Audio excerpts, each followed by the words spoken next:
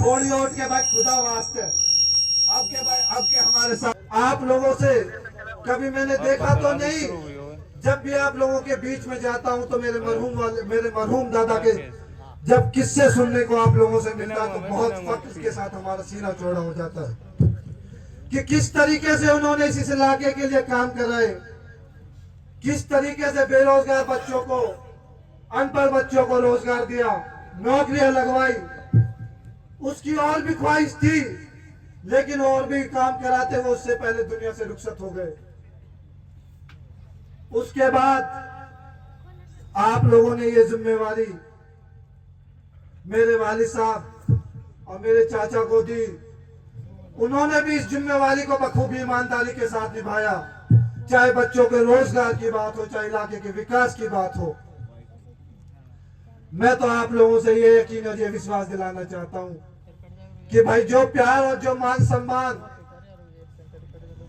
आज तक आपने हमारे परिवार को दिया है, भाई खुदा वास्ते हमेशा यूं ही बरकरार रखियो। इंशाअल्लाह आप लोगों के मान सम्मान में कभी कमी ना आने देसू।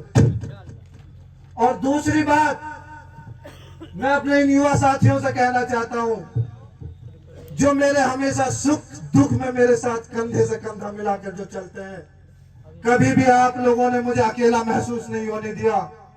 आप लोगों का साथ मेरी ताकत को हमेशा दोगुना कर देता है। इंशाअल्लाह जब भी मेरे युवा साथियों के और इलाके की बात आएगी, आपके साथ कंधे से कंधा मिलाकर के आपका भाई 24 घंटे तैयार रहेगा। और साथियों, चाचा ने तो देखो बात कसर छोड़ी ना, लेकिन फिर भी मैं एक बात आप लोगों से कह देना चाहता हूं कि देखो आप लोगों के सवाल जहन में सवाल चलता है और आप लोगों के जो सवाल चलता है वो जायज है कि जब किसी का लीडर चुनाव छोड़ देता है तो वो उसके मन में होता है कि वह आगे चुनाव लड़ेगा कि ना लड़ेगा। पूरी बिरादरी बैठी है, पूरी चौधर बैठी है, मेरे वालिद साहब खड़े, मेरे चाचा जी बैठे हैं। मैं आप लोगों को यह यकीन या विश्वास दिला के जा रहा हूँ इंशाअल्लाह 2024 का चुनाव चाहे टिकट मिले चाहे मत मिले, चुनाव लड़ूंगा, हर हाल में लड़ूंगा। और आप देख भी रहे हो इलाके में बदलाव की एक लहर चल रही है और आप लोगों की जो लड़ाई है ये सत्ता का लालची नेतांशु है जिनने 70 हथियार के मारे झूठ सच बोल के जब हमारे युवा साथी ने फोन पे धमकाने को काम करे, मैं वन नेता ने भी मंच के माध्यम से चेताना चाहूं, वो दिन दूर नहीं जब हमारे युवा साथी अपने मान सम्मान का हिसाब आप लोगों से लेंगे। और भाई देख ज्यादा समय ना लूंगा, एक उम्मीद और एक ख्वाहिश लेके आज आप लोगों के बीच में मैं आया हूं। और एक हमारे मेवात में एक हमेशा एक खासियत और एक परंपरा रही है कि भाई जब भी औलाद अपना माँ बाप अपना बुजुर्ग कुछ मांगे है तो भाई वालू औलाद लो माँ बाप बाकी ख्वाहिशें सारी पूरी कर दे रहे। मैं भी आज आप लोगों के बीच में एक ख्वाहिश और एक उम्मीद लेके आया हूँ।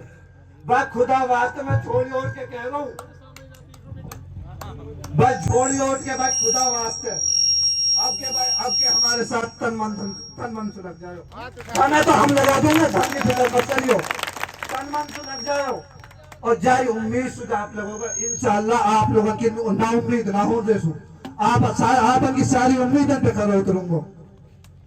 और लास्ट में बात खत्म करना तो पहले एक चीज और मैं कह दूं कि भाई 35-40 साल होगा हमने राजनीति में आए, मरहूम दादा के दौर से है।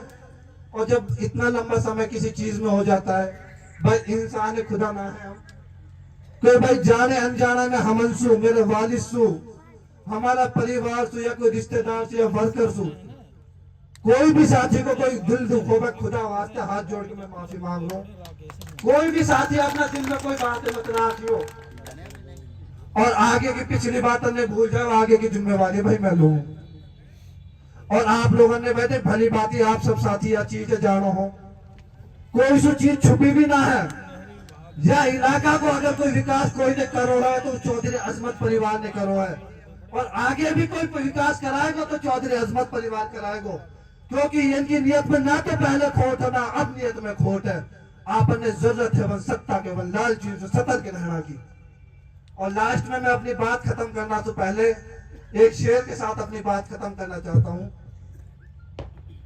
कुछ देर की खामोशी है, फिर शोर आएगा, उनका तो सिर्फ वक्त आया है, आप लोगों का दौर आएगा। अस्सलाम वालेकुम।